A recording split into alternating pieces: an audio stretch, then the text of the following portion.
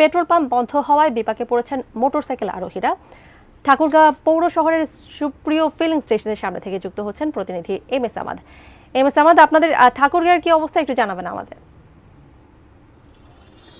ধন্যবাদ তারিয়া। যেহেতু রাজশাহীর যে পেট্রোল পাম্পে সড়ক জনপথ বিভাগের যে পেট্রোল পাম্পের যে উচ্ছেদের যে ঘটনা, সেই ঘটনাকে কেন্দ্র করে তাদের স্বাক্ষরিত এক চিঠিতে বিবৃতি দেওয়া হয়েছে যে পেট্রোল পাম্প সেটিকে ঘিরেই কিন্তু পেট্রোল পাম্প উচ্ছেদ করবার কারণেই কিন্তু উত্তর অঞ্চলের যে পাম্পগুলো তার মধ্যে ঠাকুরগাঁও জেলার যে পেট্রোল পাম্পগুলো রয়েছে এবং যে ফিলিং স্টেশনগুলো রয়েছে সেগুলো বন্ধ করে দেওয়া হয়েছে। খুব সকালবেলা যারা মোটরসাইকেল আরোহীরা ছিল এবং বিভিন্ন গাড়ি ঘোড়াতে যারা এই ফিলিং স্টেশন থেকে পেট্রোল, ডিজেল এবং অকটেন নেন, তারা কিন্তু সে সকল যারা গ্রাহকরা রয়েছেন তারা এই প্রায় 1 থেকে 1.5 ঘন্টা আগ থেকে কিন্তু এই পেট্রোল পাম্পগুলোতে কোনো ধরনের সেবা পাচ্ছেন না। অর্থাৎ আমরা এখানে কিছুক্ষণ ধরেই ছিলাম, বেলা 10টার পর থেকে ছিলাম এখানে। যারাই আসছেন তারাই কিন্তু এখানে আসার পরে জানতে পারছেন যে তাদের কোনো ধরনের যে তেল, এই তেলটা কিন্তু তাদের দেওয়া হচ্ছে না। এই কারণে যেটি হচ্ছে যে যারা বিভিন্ন কাজে বের হয়েছেন, কারো অনেক দূর থেকে এখান থেকে কাউকে পীরগঞ্জে যেতে হবে, কাউকে জরুরি কোনো কাজে যেতে হবে, কাউকে দিনাজপুরে যেতে হবে, কেউ বা বিভিন্ন চাকুরির কারণে বিভিন্ন জায়গায় যাচ্ছেন, এই সকল কিছু মানুষের সঙ্গে আমাদের কথা হচ্ছে। তারা বলছেন যে হুট করে এভাবে যে পেট্রোল পাম্পগুলো বন্ধ হয়ে যাবার কারণে এবং তাদের থেকে কোনো ধরনের সেবা না দেওয়ার কারণে তারা কিন্তু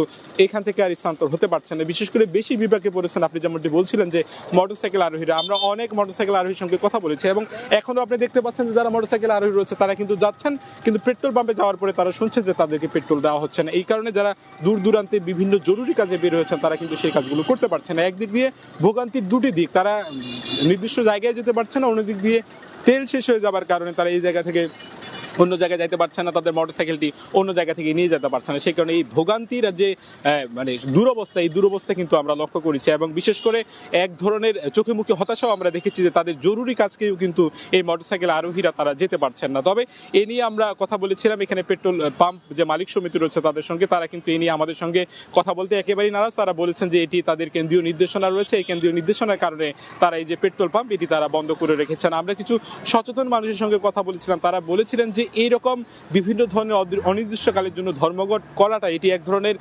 জনগণের ভোগান্তি ছাড়া আর কিছুই না। নিজের স্বার্থ সিদ্ধির জন্য এরকম হঠাৎ করে জনগণের যে ভোগান্তি এটি তারা হচ্ছে, তারা বলছেন যে দ্রুত সময়ের মধ্যে সংশ্লিষ্ট যারা রয়েছেন তারা যাতে করে এটি সমাধান করেন। তানিয়া।